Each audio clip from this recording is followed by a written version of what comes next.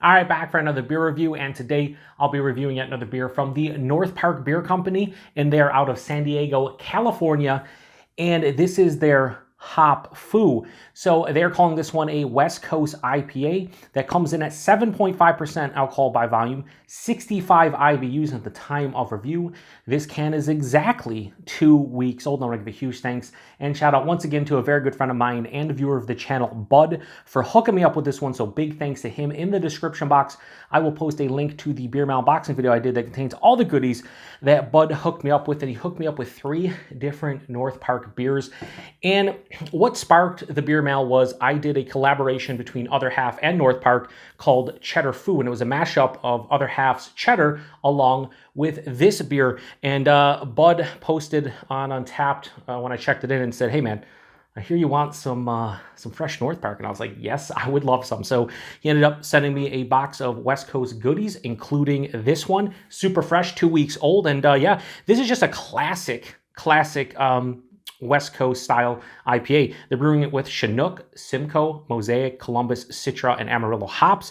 And can't wait to get into this one. So let's crack it open, see what we got going on here. So I think this is like their flagship beer, but I think they also have another flagship beer that's like more of like a New England style. Bud or anybody out there can correct me if I'm wrong, but I'm pretty sure that's it. But I know of North Park because of this beer specifically. So let's give it a pour into the Lost Abbey, Tiku.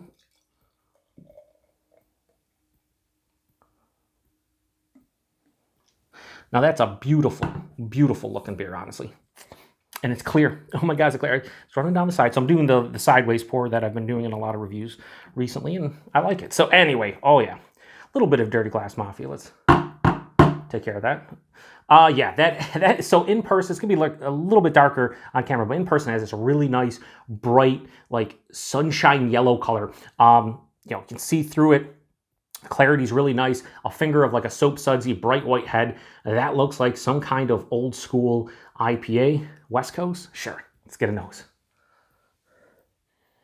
Oh, yeah. So, I've mentioned this before in numerous reviews, and it gets kind of probably old for those of you who watch a lot of my reviews, but when talking about old school like West Coast IPAs or old school IPA styles, whether it's like an East Coast or just a regular American IPA, I was never a huge fan of them, say 8 to 10 years ago. When I got into craft beer in late 2009, early 2010, it took me a couple years to even enjoy an IPA. I didn't like the bittering component that they'd bring. I didn't like the huge like piney kind of resinous tones. But now my palate is in a completely different place. Your palate changes all the time, at least mine does. And I kind of clamor for these beers. I drink a lot of hazies, so when I get something like this, it's a welcomed kind of taste profile to my palate. So anyway, it smells awesome. It just smells fucking absolutely dynamite. There is a ton, and I'm talking, it's almost like they have citrus fruit in the beer, like they added it. It's juicy, almost slightly acidic, sweet orange, white grapefruit, a little bit of like a lemon lime kind of tinge, more to the lemon side. There's bright pineapple, mango, and then right behind all that is a really solid blast of like a huge piney, earthy, resinous kind of kick to the aroma. The malt character is more of like a bready kind of malt character, not really any caramel, more of like a bready, crackery thing. It smells so fresh, and that's because this beer is at 2 weeks old. This, to me, for those of you that are in Ohio or kind of in the Northeast, but fatheads, they're hop hunter. This has that beer when it's fresh has qualities of this one, very akin, where it just has a lot of citrus, some stone fruit, a little bit of tropical, but then like a big piney resinous blast.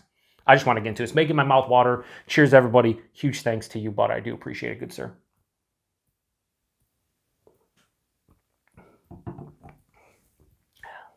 Oh, yep, that's a West Coast IPA indeed. Oh, that aftertaste is pretty damn nice. Wow.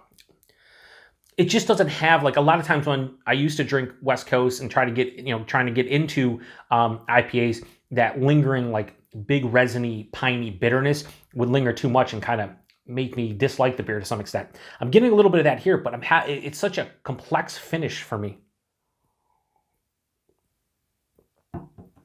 I'll talk about it in a minute. Body, 7.5%. This is a touch over medium. Fine for this, for the ABV. The mouthfeel, it's really crisp on the palate, but it's really smooth at the same time. Yeah, just slides down the throat, but there's a lot of prickly, effervescent type of feel to the carbonation, very spritzy on the tongue. The flavors, the nose carried over, but the finish is what kind of sets us apart for me in terms of like a West Coast IPA. There's a ton of citrus. There's every part of the fruit. You could say orange, you could say grapefruit, you could say lime, you could say lemon, you could say whatever, tangerine, tangelo. But it encompasses the whole fruit at the front of the palate. It's zesty, it's rindy, it's sweet, it's juicy, a little bit of an acidic feel, all at the forefront. Very complex citrus fruits. Right after that, there's a ripe mango and like a very juicy and ripe pineapple, but that only hits for like a second. All that citrus fruit is there. Those two hit, basically mango and pineapple. And then on the second half of the palate, that's where that resinous pine kind of creeps in and the bitterness starts to build. This finish is moderately bitter with a semi to full-on dry kind of finish. But here's why I say I really like the finish and what sets this apart from some other West Coast beers. We'll go in for one more sip and I will talk about it. I will, I promise.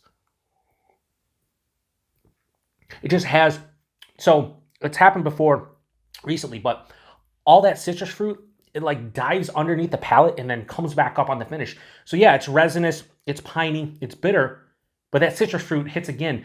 And I'm left with, there's like a pithy kind of dryness, but there's also a slight juicy, sweet kind of citrus tone still on the back of the palate.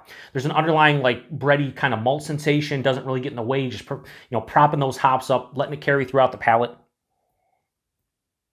7.5%, I would not tell you this is 7.5%. The body maybe indicates this is 7 to 7.5%, but like there's no astringency on the palate. Alcohol, I'm not even getting a warming in the chest. Drinks like a dream. This is really tasty. Now, here's where I always say this, like as far as ratings do not matter. If you watch, I mean, they shouldn't matter. They shouldn't matter. The only rating when it comes to beer is your own. That's the only one that should matter. I very rarely will watch somebody's review and be like, oh, they give that a 4 or 5 and I give it a 4. Oh, it's stupid. Well, no, they thought it was a 4.5 and I think it's a 4, and that's how it works. We all have different palates. We all have different tastes. So for me, I don't know if I'll ever rate a West Coast style IPA extremely high, because as much as I'm saying right now that I am enjoying these styles a lot more now than I did say 5 to 10 years ago, I still prefer hazies. And my jam is actually a hazy that has like a moderate bitterness. It has a great balance. So you get all that sweet, juicy components up front and then a nice moderate bitterness. I love the mouthfeels on hazies. So these will never be my favorite, but I have grown to appreciate these over the past, say, 5 years. And I really do dig them now. Still won't be my favorite. Now, I say that. I'm still going to go relatively high on this one. I think, for me personally, as far as a West Coast style IPA is concerned, this is up there as one of the better I've had. Rating wise on a stylistically for this beer, this would be like a 4.75 out of 5. This is close to perfection for what you're going for. My own personal preference, still gonna give a fucking pretty high score. So North Park's Hop Foo. Oh, I'm between two scores. I'm gonna give this a high 4.25 out of 5 and go 4.35. I was debating 4.35, 4.4. Regardless, it's a 0.05 difference. Still a really fucking good beer. Yeah, this is if you're looking for a West Coast IPA, this is it for you. You should seek this one out. I don't care where you are in America.